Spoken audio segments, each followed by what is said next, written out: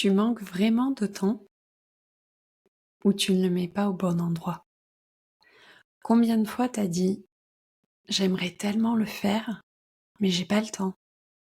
Que ce soit un projet, un rêve, une envie qui te fait vibrer, tu repousses encore et encore. Tu finis par croire que si seulement t'avais quelques heures en plus dans ta journée, tout serait différent. Mais soyons honnêtes, le problème c'est pas le temps, c'est ce que tu en fais. Tu trouves du temps pour répondre aux autres, pour gérer 1000 obligations, pour être disponible pour tout le monde. Mais quand il s'agit de toi, de tes projets, de ce qui compte vraiment pour toi, d'un coup, là, t'as plus le temps. Et c'est pas un hasard. Et aujourd'hui, on va crever cet abcès ensemble. Pourquoi tu crois que tu n'as pas le temps?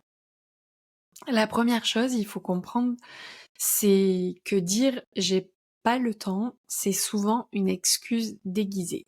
Ça pique. Une excuse qui te protège parce qu'au fond, avancer vers ce qui te fait vraiment vibrer, ça fait peur. Oui. Alors tu remplis tes journées avec des trucs ultra importants, mais qui, soyons honnêtes, ne changent rien à ta vie. Tu commences ta journée en te disant: aujourd'hui, je vais avancer sur mon projet.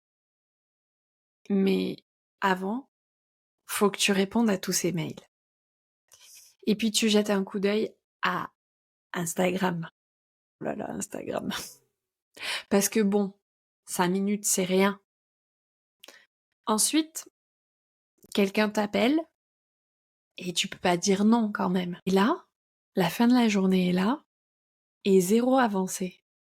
Résultat, tu culpabilises, mais tu te dis, bon, c'est pas ma faute, j'ai pas eu le temps. Mais la vraie question, c'est pourquoi tu trouves toujours du temps pour ce qui ne te rapproche pas de tes rêves et jamais pour ce qui compte vraiment. Il y a un mythe. Ce fameux mythe du moment parfait et du je dois tout prévoir. Un autre piège dans lequel on tombe souvent, c'est ça. Tu te dis, je vais le faire quand ce sera le bon moment. Sauf que le bon moment, il n'existe pas. C'est une illusion que ton cerveau invente pour ne pas bouger. On va dire que tu rêves d'écrire un livre, mais tu attends d'avoir du temps libre.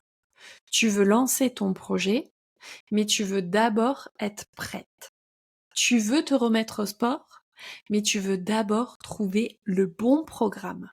Résultat, t'attends, et plus t'attends, plus tu restes coincé dans cette sensation de ne jamais avancer. J'ai accompagné une femme qui voulait changer de carrière, ça faisait au moins 5 ans. Et elle me raconte que à chaque fois qu'elle s'apprêtait à faire le premier pas, elle trouvait une raison d'attendre. Je vais le faire après mes vacances. Je vais attendre d'avoir plus d'économies. Je vais attendre que mes enfants soient plus grands. Et un jour, elle a eu vraiment un électrochoc. Elle a réalisé que si elle continuait comme ça, dans 10 ans, elle en serait exactement au même point. Alors, elle a décidé d'envoyer un seul message. Un simple email pour se renseigner sur une formation. Et à partir de là, tout a changé. Parce qu'un premier pas en entraîne un autre. Alors aujourd'hui, pose-toi cette question. Est-ce que tu veux que dans 5 ans, tu sois toujours en train d'attendre le bon moment? Mais alors comment reprendre le contrôle et créer du temps pour toi? Maintenant qu'on a mis tout ça en lumière, comment tu fais pour reprendre ton pouvoir sur ton temps? Parce que, spoiler alerte, personne ne va venir t'offrir du temps sur un plateau. C'est à toi de le prendre. Dans un premier temps, tu vas identifier ce qui bouffe ton temps sans t'apporter de vraie valeur. Regarde ta journée d'hier. Quelles activités t'ont vraiment nourri et fait avancer? Et lesquelles étaient juste du remplissage? Identifie ça. Apprends à dire non. Dire oui à tout, je te l'ai dit la semaine dernière et je te le redis ici, c'est dire non à toi-même. Chaque fois que tu acceptes une demande qui te détourne de tes priorités, c'est du temps que tu perds pour toi. Et c'est toi qui as décidé, tu as fait le choix de répondre à cette demande. Donc, bloque du temps intouchable pour ce qui compte vraiment pour toi. Mets-le dans ton agenda comme un rendez-vous médical. Si ton rêve, c'est d'écrire un livre, bloque 30 minutes par jour et dis-toi que c'est un non négociable. Exemple. Un autre exemple. J'ai une femme géniale que j'accompagne et elle voulait se remettre au sport mais elle disait j'ai jamais le temps. Alors je lui ai dit si t'attendais pas là d'avoir le temps et que tu bloquais juste 10 minutes par jour, tu le ferais? Elle a essayé et en une semaine, elle était de nouveau en mouvement parce que c'est pas la quantité de qui compte, c'est la régularité. Et c'était plus facile de dire ok, j'y mets 10 minutes, c'est pas beaucoup, et puis d'enclencher le mouvement et d'être régulière 10 minutes. Et ensuite, le sport appelant le sport, tu connais la suite. J'ai envie aujourd'hui de te lancer un défi. Prends 5 minutes, regarde ton agenda et trouve 1 heure dans ta semaine. Juste 1 heure. Et cette heure, tu la bloques pour un projet ou une envie de quelque chose qui compte pour toi.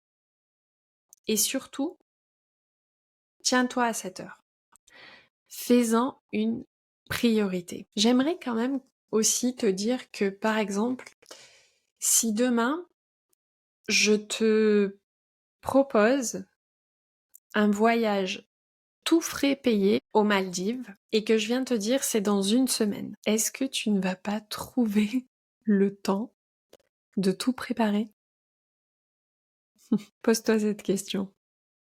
Si cet épisode t'a parlé, partage-le, viens discuter avec moi, on peut faire un appel découverte et savoir si je suis la bonne personne pour t'aider.